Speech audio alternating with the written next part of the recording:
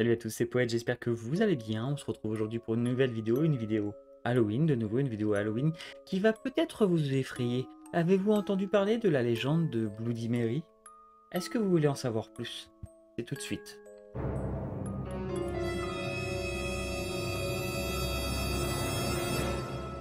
Aujourd'hui, nous allons découvrir une légende urbaine fascinante et inquiétante, celle de Bloody Mary. Ce n'est pas seulement un cocktail à base de tomates, vodka et céleri, c'est aussi une histoire que je vais vous raconter. Une histoire qui peut paraître innocente à la base, mais qui finalement est horrible et violente.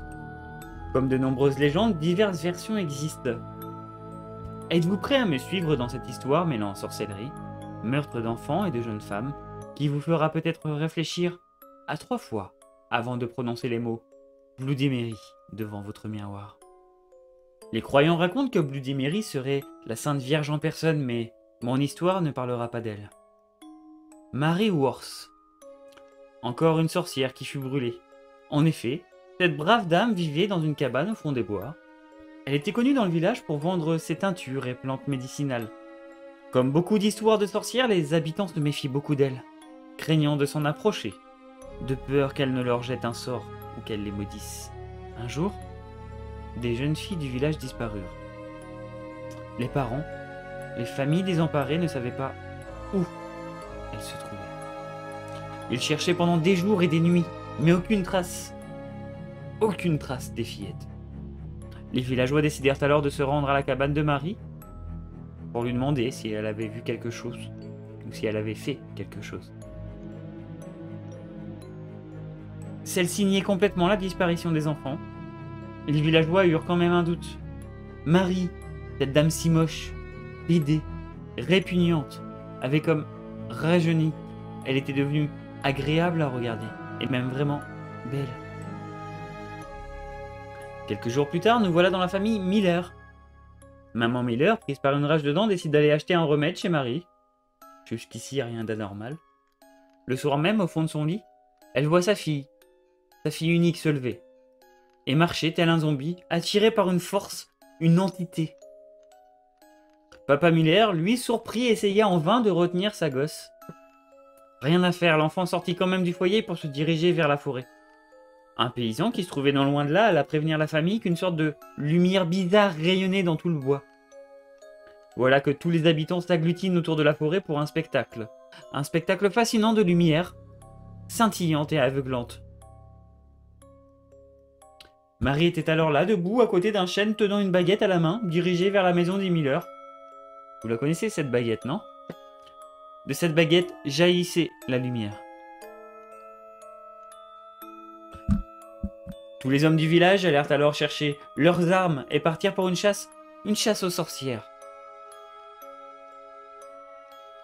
Marie essaya en vain de s'échapper. Malheureusement pour elle, elle fut capturée. La suite logique arriva, le grand classique, bûcher pour Marie. Mais, avant de disparaître, elle lança une malédiction sur tous les villageois, disant que s'ils venaient à prononcer son nom dans un miroir, elle réapparaîtrait. Après cette nuit d'horreur, les villageois décidèrent de se rendre dans la cabane de Marie, afin d'élucider le mystère des enfants disparus. Ils découvrirent l'horreur. Des tombes sans nom, juste derrière son habitat. Elle aurait bu le sang de leur cher et tendre enfant, afin de retrouver sa jeunesse. Voilà. Il y a encore de nombreuses variantes sur Bloody Mary, et je vais vous en parler.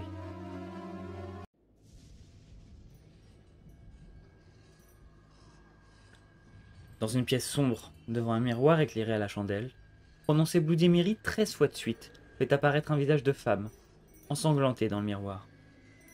À ce qu'on dit, elle est vraiment effrayante. Son visage est recouvert de sang, et elle vous regarde fixement. Si on ajoute « J'ai tué ton bébé », lors de la 13e répétition, l'entité attaque sauvagement celui qui a osé la provoquer. Une femme à qui l'on venait de raconter cette légende a voulu prouver que ce n'était qu'une histoire, et a invoqué Bloody Mary le soir même, chez elle.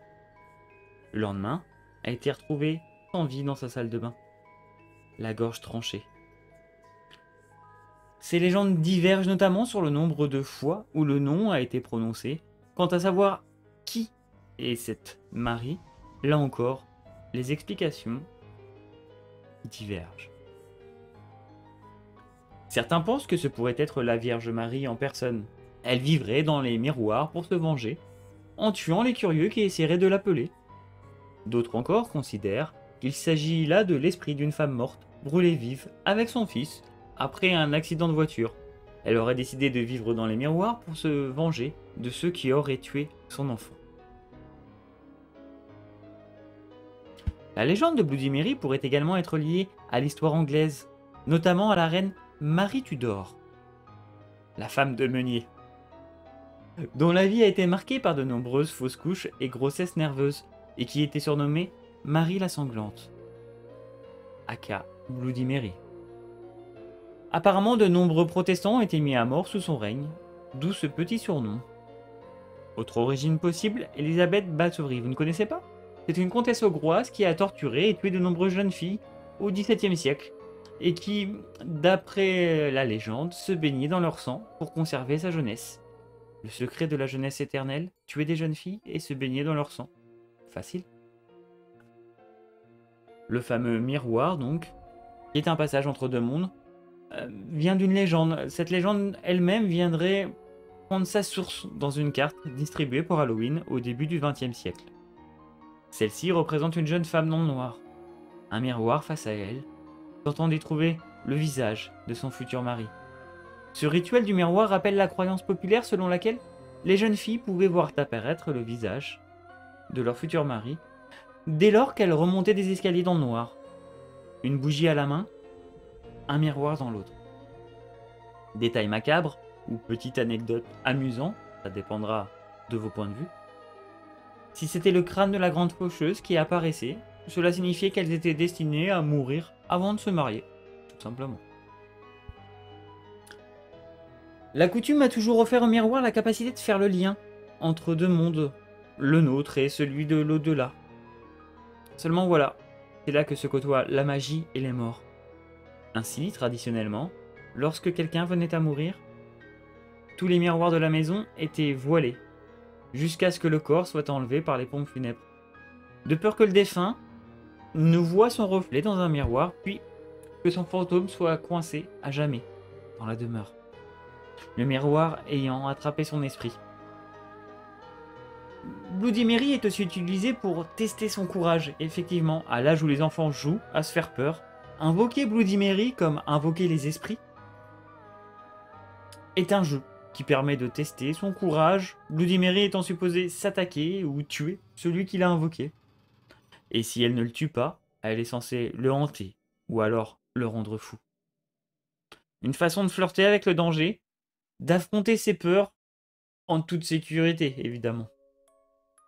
J'espère que vous en avez appris autant que moi sur Bloody Mary. J'espère que cette vidéo a été plaisante à regarder. J'espère ne pas vous avoir trop effrayé avec cette petite leçon historique de la légende. Je vous souhaite une bonne soirée et vous dis à très bientôt pour une nouvelle vidéo.